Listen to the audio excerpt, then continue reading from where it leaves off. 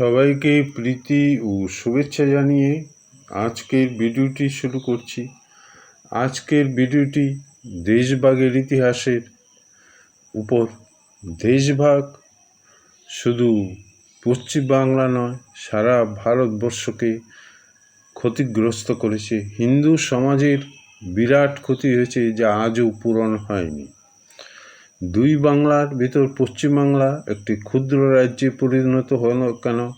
শুধু উত্তরবঙ্গ ও দক্ষিণবঙ্গ কেন বাংলাদেশ ভারত থেকে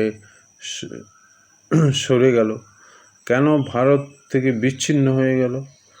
এবং তা জানা আমাদের প্রয়োজন।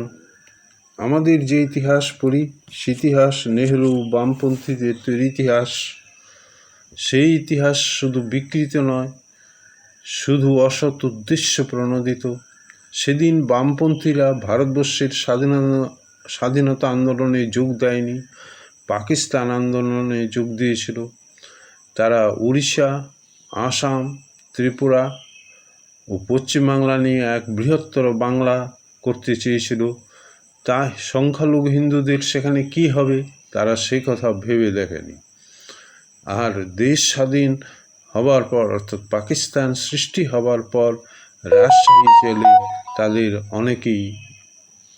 অনেকেই হত্যা করে পাকিস্তান সরকার। কেন এই রাজ্যটির এরকম দুই চেহারা হলো?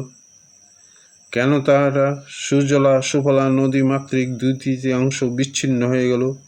তার সঠিক ইতিহাস বর্তমান প্রজন্মে অনেকেরই জানা নেই, তাদের জানতে দেওয়া হয় না।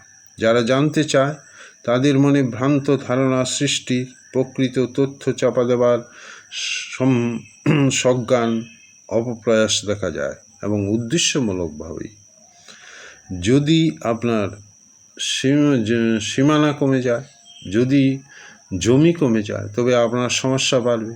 পশ্চিমবাংলার সমস্যা বাড়ছে। আবার বাংলাদেশ থেকে কোটি কোটি অনুপ্রবেশকারী পশ্চিমবাংলায় আসছে। আমরা বামপন্থী বা ধর্মনিরপেক্ষ রাজনীতিবিদদের মুসলিম তুষ্টিকরণ নীতির ফলে এই সম্বন্ধে সোচ্চার হতে দেখি না। বেশি দিন আগেকার কথা নয়, মাত্র ৭৫ বৎসর আগে ভারত স্বাধীনতা অর্জন করেছে। অর্থাৎ ব্রিটিশ শাসকদের হাত থেকে, দেশি শাসকদের হাত থেকে ক্ষমতা হস্তান্তর হয়েছে। কিন্তু ব্রিটিশরা কিন্তু ভারতীয়দের হাত থেকে ক্ষমতা নেয়নি। বিদেশি মুসলিম শাসক, অর্থাৎ আরব, তুর্কি, পাঠানদের হাত থেকে ক্ষমতা নিয়েছে। হিন্দুরা ইংরেজ শাসনের আগেও স্বাধীন ছিল না, এবং ইংরেজ শাসনও স্বাধীন ছিল না। কিন্তু ভারতের স্বাধীনতা আন্দোলন শুরু করেছে হিন্দুরা। ইংরেজ এরা যেমন এদেশের নয়, ভারতীয় মুসলমানরাও জলের উপর ভেসে থাকার মতো থেকেছে।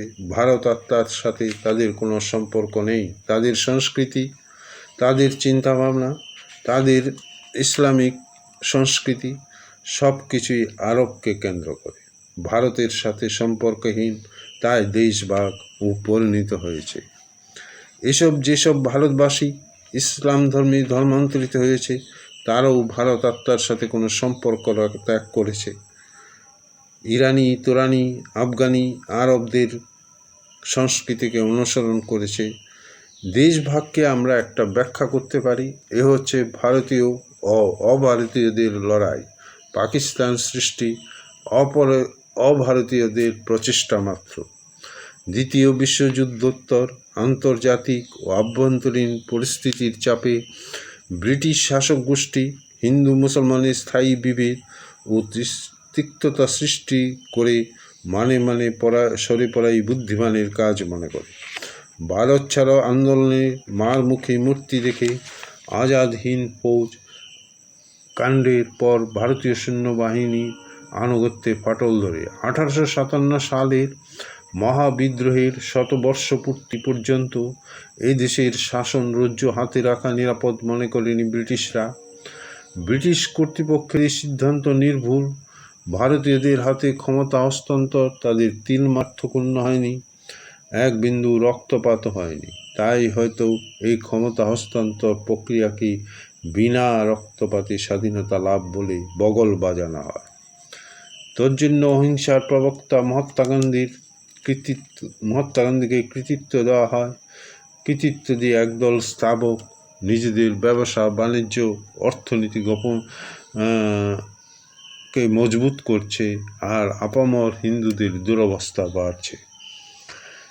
নিষ্পাপ রক্তে পশ্চিমাঞ্চল, সিন্ধু, পঞ্চনদ, পূর্বাঞ্চলের পদ্মা, মেঘনা, যমুনা, তাদের অসংখ্য শাখা প্রশাখার জল যে রক্তরঙ্গ হয়ে গেল, সেই রক্তের সে কোনো দাম নেই। থাকলে বিনা রক্তপাতে স্বাধীনতা লাভের মিথ্যা জয় লঙ্কা বাজিয়ে এদের অতিক্তার অবমাননা করা হতো না।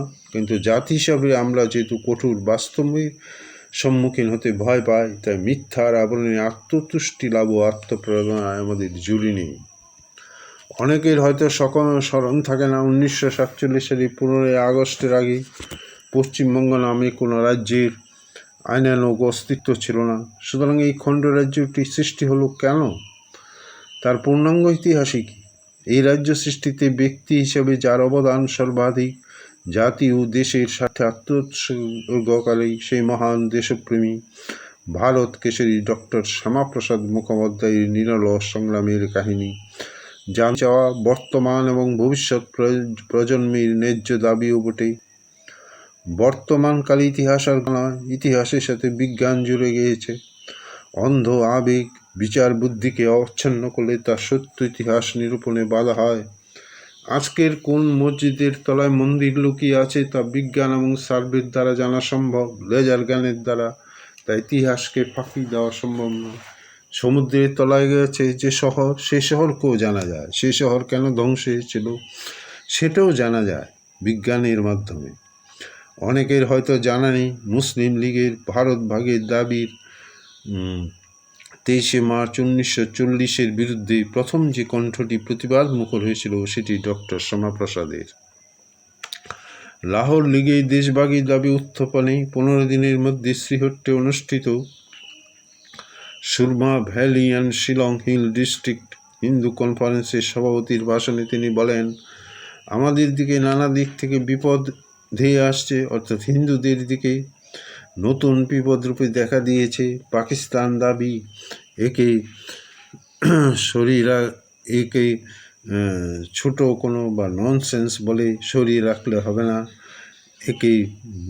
এর শুরু থেকেই অর্থাৎ 20 থেকেই একে ধ্বংস করে দিতে হবে।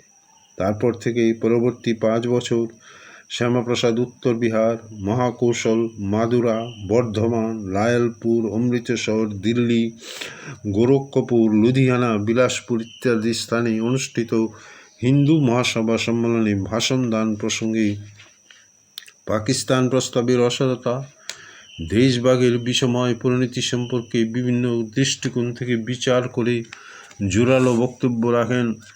তিনি মুসলিম লীগ নেতাদের ব্রিটিশের প্ররোচনায় প্রলুব্ধ হয়ে নিজেদের পায়ে কুড়াল মারতে নিষেধ করেন এবং বিভেদাত্মক মনোভাব ত্যাগ করে রাজনীতির মূল স্রোতে সামিল হতে আহ্বান জানান।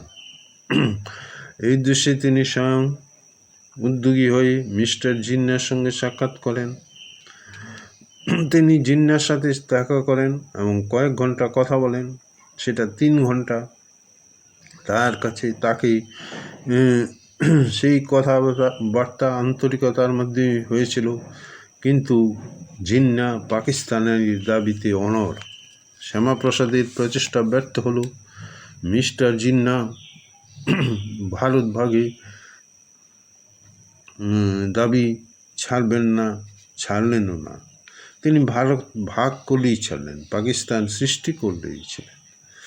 কিন্তু শ্যামাপ্রসাদ তাকে যা বলেছিলেন, অর্থাৎ পাকিস্তান দেবী একটি নিরর্থক দাবি, এই মুসলমানরা নিজের পায়ে কুড়াল মারছে, এটা তো আজ সত্যি। পাকিস্তান এক ব্যর্থ রাষ্ট্র। পাকিস্তানে ভিক চাইছে। পাকিস্তানের খাবার নেই, পোশাক নেই, বাড়িঘর নেই, শিক্ষা নেই, বিজ্ঞান নেই। এমন একটি রাষ্ট্র তৈরি হয়েছে পৃথিবীর পক্ষে বিপজ্জনক। শ্যামাপ্রসাদ ভারত বাংলা কোনো বিভাগেই সমর্থক ছিলেন না। এমনকি কলকাতার দাঙ্গায় হিন্দুরা চরম লাঞ্ছিত, নির্যাতিত, ক্ষতিগ্রস্ত হবার পরেও তিনি বাংলা ভাগের দাবি করেননি। দাঙ্গার 1 মাস পরে বাংলার আইনসভায় সুরবার্দি মন্ত্রিসভার বিরুদ্ধে আনিত অনাস্থা প্রস্তাবের উপর আলোচনা করলেও তিনি বাংলা ভাগ তো দূরের কথা, ভারত ভাগের পক্ষেও কোনো কথা বলেননি। বরং দাঙ্গায় নিহত হিন্দু মুসলিম গরিব জনসাধারণের নির্মম হত্যার জন্য লীগ নেতাদের অভিযুক্ত করেন, গভীর মর্মবেদনা প্রকাশ করেন। একথা বললে চলবে না, 1946 সালের কলকাতা, নোয়াখালী, ত্রিপুরা দাঙ্গায় বাংলার হিন্দু মুসলমান সম্পর্কের কফিনেই শেষ পেরেক পুঁতে দিয়েছে। দাঙ্গার জন্য অনুতাপ বা দুঃখ প্রকাশ, দাঙ্গাকারীদের সংযত করা দূরের কথা, মুসলিম নেতারা দেশভাগ ও পাকিস্তানের আদায়ের জন্য উত্তরোত্তর জঙ্গি মনোভাব দেখাতে থাকে। ডরকে রেঙ্গে মূর্তি ছেড়ে মার্কেল